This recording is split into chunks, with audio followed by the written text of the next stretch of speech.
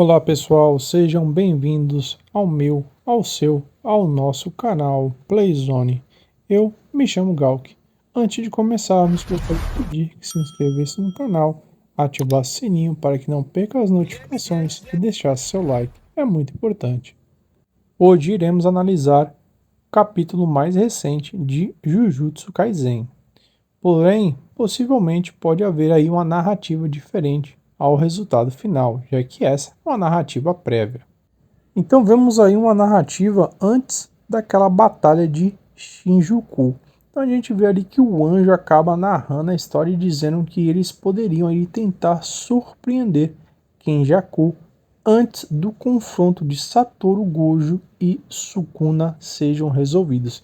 Então a gente vê ali que eles estavam ali tentando tramar ali alguma coisa para pegar Kenjaku ali despreparado, né, totalmente ali e encurralar ele.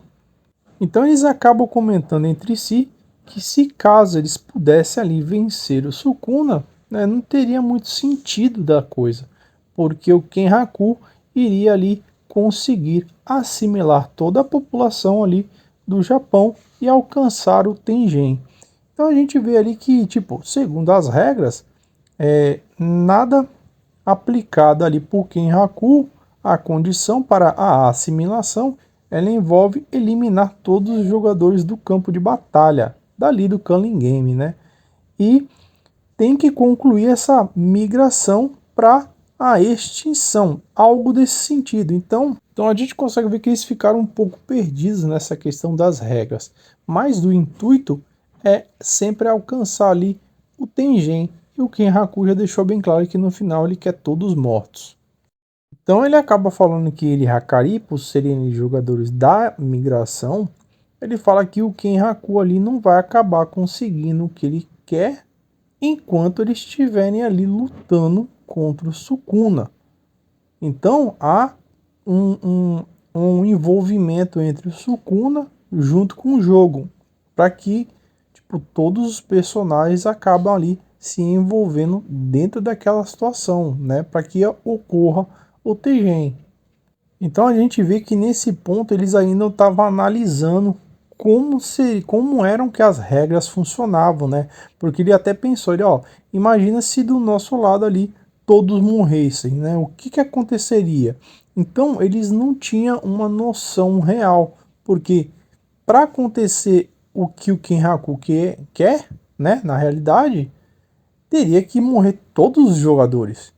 Então eles estão tentando analisar ainda, né, esse ponto, né, por isso eles estão ali tentando assimilar as regras e conhecer ali o que pode acontecer, quais são as consequências ainda, né, nesse momento. Então a gente vê o Hakari acabando comentando ali na narrativa o seguinte, e se o Kenjaku tentar um ataque surpresa enquanto Satoru Gojo perde?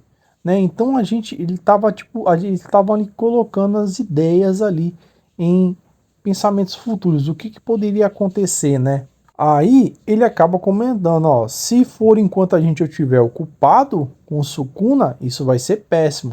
Então eles estavam ali pensando, se a gente conseguir derrotar o Sukuna, a gente pode lidar com o Kenjaku mais fácil.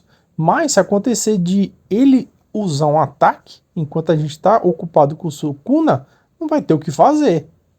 Então um deles deixa bem claro, imagina só, há uma possibilidade da gente estar bolando esse plano aqui, né, para tentar ali algo contra o Kenjaku e esse plano acabar acontecer contra nós. Então eles já estavam ali premeditando se poderia acontecer algo contra, né? Tipo, o Gojo perder o Sukuna, né? E eles tentar ali derrotar o Sukuna, não vai conseguir, enquanto isso eles sofrem um ataque do Kenjaku, que na realidade foi isso que aconteceu, né? O Sukuna acabou ali derrotando Satoru Gojo, eles acabaram ali tendo que lutar com o Sukuna, enquanto eles lutam, o Kenjaku tá atacando. Então é isso que está acontecendo na realidade. Então eles já previram isso, e agora a gente está reprisando esse momento. Então a gente vê que o autor está trabalhando em 3 linhas do tempo, né? Presente, passado e futuro. Então a gente vê que o mangá está indo e voltando, indo e voltando. Então, nesse momento da narrativa, a gente vê que eles estavam ali dividindo o time, quem ia combater com quem. Então, a gente vê que eles não queriam, né, ali dividir a força, né, eles queriam concentrar as pessoas mais fortes, né, os magos ali, os feiticeiros ali de nível 1, para lutar com o Sukuna. E o resto, tipo, pegar e dispersar, e aleatório. Tipo, ó, você vai nesse, você vai nesse, você vai nesse.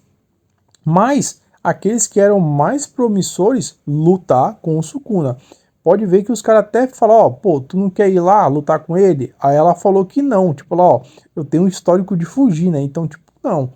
Então a gente vê ali essa narrativa, quem ia lutar com quem, né, aqui. Então eles estavam realmente ali dispostos a focar em pessoas específicas. Então a gente vê ali que o anjo acaba ali recomendando o Takaba Fumihiko para poder lutar contra o Kenhaku. E eles explicam mais à frente ali o motivo por quê, né? Após o anjo concluir que o Fumihiko Takaba poderia lutar com o Kenhaku, ele acaba ali, os caras acabam comentando que, pô, mano, aquele maluco não bate muito bem da caixinha, diz Hakari. E os caras não teve uma impressão muito boa ali com ele desde o começo, né, da apresentação. Mas o anjo continua e complementa. Ele fala, ó, devido ao impacto negativo que a sua técnica Jujutsu pode ter o quê? Pode ter aí uma diferença no jogo. Pode haver um impacto no jogo. Então, não quero que digam o que vou lhe contar agora, nem mesmo pro Takaba. Então o pessoal fica tipo, pô, o que que é? Aí ele fala, ó, a técnica Jujutsu dele é completamente o quê? Única, absoluta, né? Então, tipo, imparável. Então tem inúmeras possibilidades. Por quê? Porque é uma técnica totalmente diferenciada. É como a gente falou, é uma técnica especial. É basicamente ele é um bingo, né? Então eles estavam ali apostando muito na sorte, né? Do Fumihiko acabar ali segurando o Kinhaku por bastante tempo. Então a gente vê ali o Kenhaku atacando o Fumihiko e tipo ele falando alguma coisa, ele, isso aqui é só arranhão, isso aqui não dói, tá ligado? Eu sou de um mangá. Então, tipo assim, ele vai falando e tipo para ele aqueles ataques tipo vai neutralizando, ele não vai sofrer no dano. Então para ele tá tranquilo. Então basicamente o anjo estava se referindo a esse poder, ao poder ali, tipo da imaginação, né, dele poder ali fazer as coisas e tipo, ó, eu sou invencível, tipo, nada aconteceu comigo.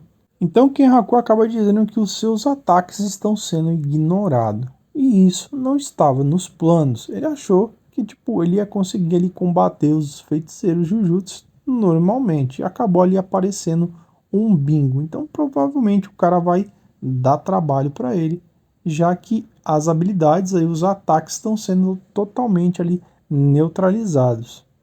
Então o Kenhaku ele começa analisando que tipo de técnica que o Fumihiko está usando. Ele fala bem assim, pô, o cara pensa, o cara imagina e acontece.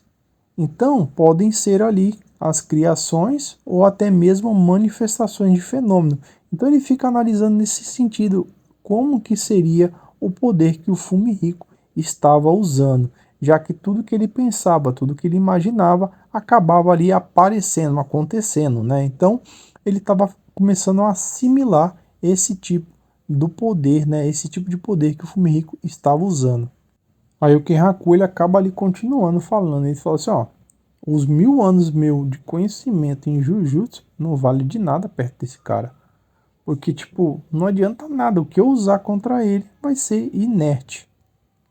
Então, o Kenhaku acaba deixando ali as habilidades de Jujutsu de lado e começa a entrar no jogo do Fumihiko. Então, ele fala assim: toda técnica de Jujutsu tem a sua fraqueza. Então, ele acaba ali tentando se adaptar àquele momento. Ele fala: pô, quem é você?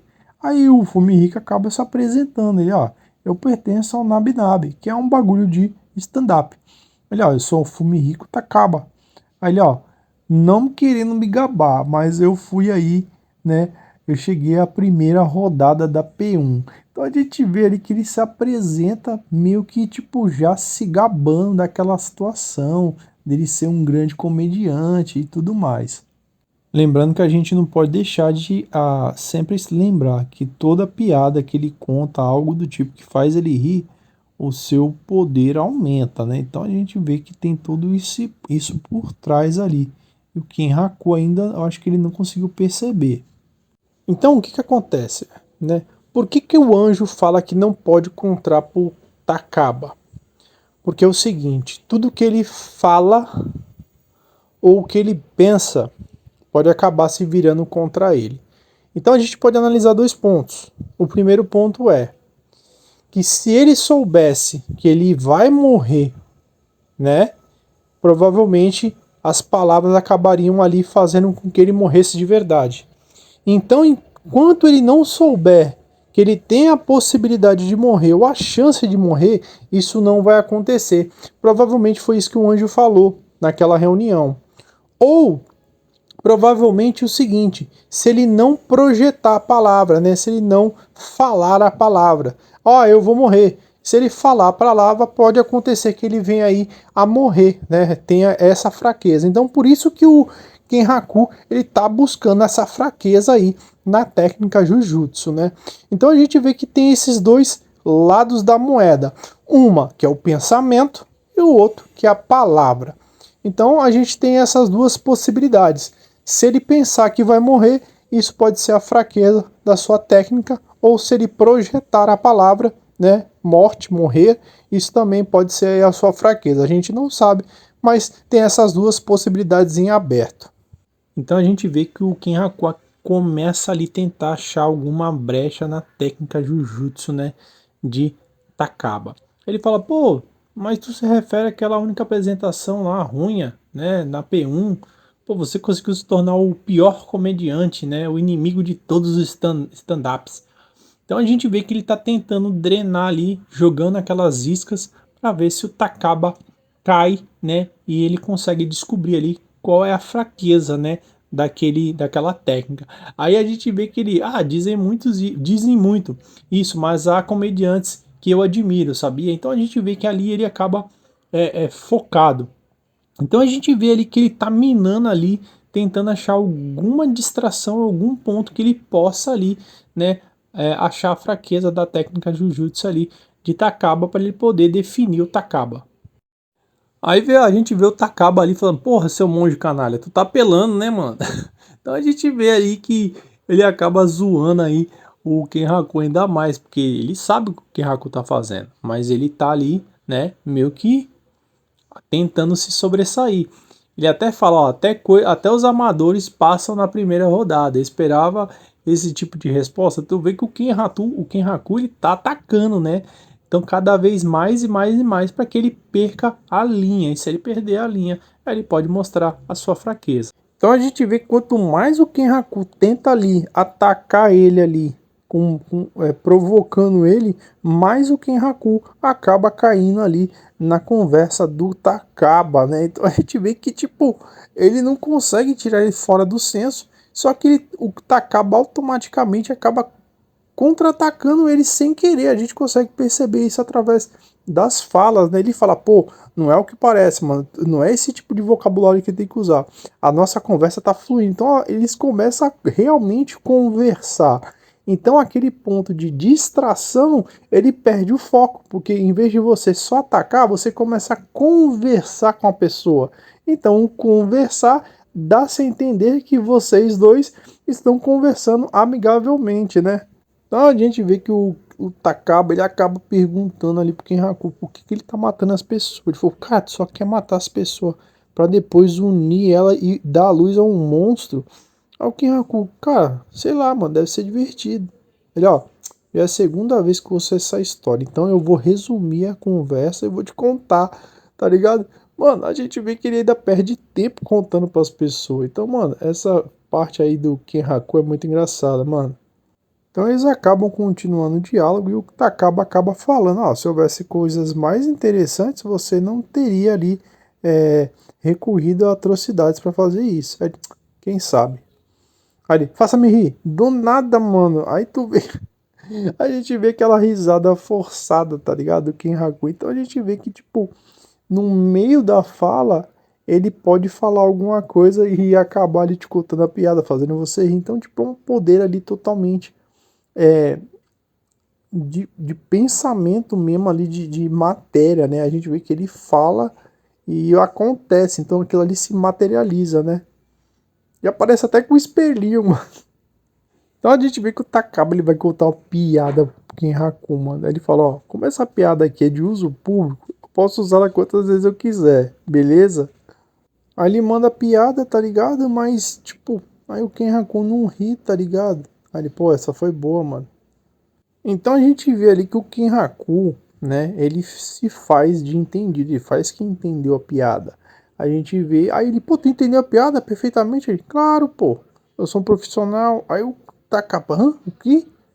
Então a gente vê que ele tá tentando ali jogar com o Takaba.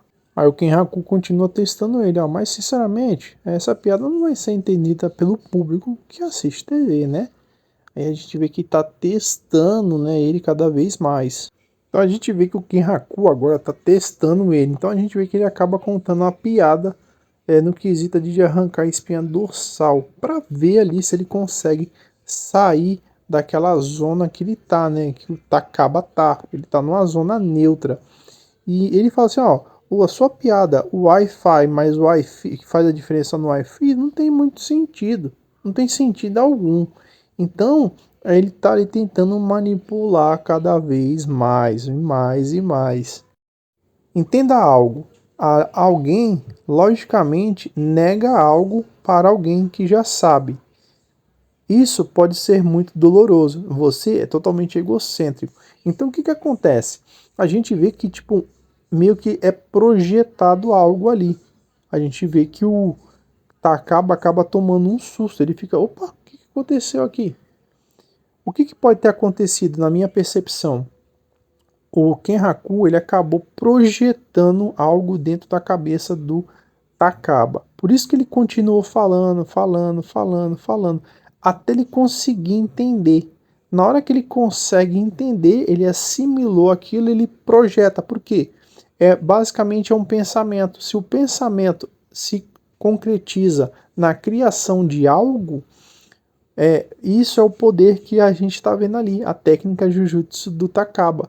O poder da criação, da manifestação. Ele pensa e cria. Então, basicamente, o Kenhaku pode ter feito isso. De tanto ele falar, falar, falar, aconteceu ele criou uma imagem e essa imagem acabou sendo projetada. É isso que dá-se a entender nessa imagem. Então a gente vê que o Kenhaku acaba acertando um soco ali em cheio, mano. Não Takaba. Então a gente vê que na página seguinte o Kenhaku acaba tendo ali as condições para ativar aquela técnica, ou mesmo desativar a técnica, né? Ele fala que para ativar a técnica precisa ter autoconfiança e a certeza do próprio feitiço. Então, basicamente ali, se ele tiver incerteza, né, ele não pensar que ele é aquilo, isso acaba ali enfraquecendo ele. E por enfraquecer ele, ele acaba ali recebendo dano. Basicamente, o Kenhaku entende desse jeito. Então a gente vê que o Takaba continua ali conversando com o Kenhaku, tentando fazer ele rir, para que ali a maldição, né, o Jujutsu dele acabe sendo ativado novamente. Por quê? Porque basicamente o Kenhaku já descobriu um ponto de fraqueza. E a gente consegue perceber isso, porque quando ele acaba falando, o Kenhaku contra-ataca. Fala, pô, quem tá falando isso é você. É você que tá dizendo isso, não eu. Então a gente vê que ele fica com incerteza. As incertezas acabam fazendo que a técnica Jujutsu não seja eficaz contra o seu oponente. Aí o Takaba não tá satisfeito, né? Ele fala, pô, bora na competição, eu e você, mano. Quem ri primeiro perde. Aí o Kenhaku vai, mano, levanta a cabeça e faz uma careta, tá ligado? Mano, aí o Takaba cai na risada, velho. Aí, mano, ele toma um socão e continua. Ele, pô, o que tá pegando, pô? Eu tinha dito que era uma competição de jogo sério. Só que é aquilo, ele não entendeu. O Kenhaku tá sério, mano. O Kenhaku tá tentando matar ele. Ele não percebeu isso ainda. Ah, não, mas ele percebeu porque ele falou lá no começo. Sim, mas no pensamento dele, não. Ele acha que aquilo ali é uma luta como uma outra qualquer. A gente vai ver isso aí nos episódios, né, que vão vir nos episódios posteriores. Então a gente vê que ele realmente achou engraçado a aparência ali do Kenhaku, né? A cabeça costurada, o cérebro pra fora. Aí ele fala, pô, mano, esse maluco vestido de monge aí, caralho. Porra, bonitão, cabelo comprido. Pô, ele achou engraçado, por isso que ele acabou ali se perdendo. Ele fala que aquele cara é amador, mas a forma dele é engraçada. Então a gente vê que o Kenhaku, ele acabou realmente saindo, né, da lógica de Jujutsu, né, dos poderes do Jujutsu, e ele teve que entender a pessoa, como a pessoa funcionava, para ele conseguir descobrir a fraqueza. Então, esse aí foi a grande sacada, né? Então a gente vê que após ele ver ali a cabeça de Hanezoki, o corpo separado, a gente vê que ele perde um pouco aquele senso, né? Ele fica meio que em choque. Então ele para de se colocar ali como um comediante, já que o seu poder está ali no pensamento. E é aquilo que a gente estava comentando lá atrás. Se ele vai proferir, né? Ah, eu vou morrer, eu vou morrer. Ele acabar ficando mais fraco, né? E o Kenhaku acabar conseguindo matar ele. Então isso pode acabar acontecendo, porque até o Kenhaku chega, pô, você não é um comediante? Pô, eu não tô rindo, me faz rir aí. Então a gente vê que ele não consegue, ele mesmo se pronuncia, ele, pô, não consigo sorrir. Por quê? Porque ele está em uma situação real de perigo. E essa situação real de perigo pode ser para ele ali a morte eminente. Então, de duas a uma, ou ele vai de arrasta para cima, né? Saco, mais um, nem conseguiu aí cansar o Kenhaku, ou simplesmente ali ele vai dar a volta por cima, tentar alguma coisa. A gente ainda não sabe realmente como, né, os poderes dele realmente funcionam. A gente só viu ali que o Kenhaku descobriu uma fraqueza, mas ele pode acabar ali ainda conseguindo segurar o Kenhaku por bastante tempo. Ou uma terceira hipótese que por algum milagre divino pode aparecer mais alguém ali. Então, cara, ou é isso ou é saco, tá? Então, basicamente não tem pra onde ele correr. O que pode ainda salvar o Takaba nesse finalzinho é ele imaginar o Hanezoki vivo, cara. Aí ia ser uma coisa linda de se ver. Ele revivendo o Hazenok aí como uma marionete e usando o Hazenok no meio da luta, mano. Aí seria lindo demais. E assim terminamos a nossa análise do capítulo mais recente de Jujutsu Kaisen. Fique atento aos próximos capítulos que certamente traremos mais informações e revelações. Eu vou ficando por aqui. Até mais.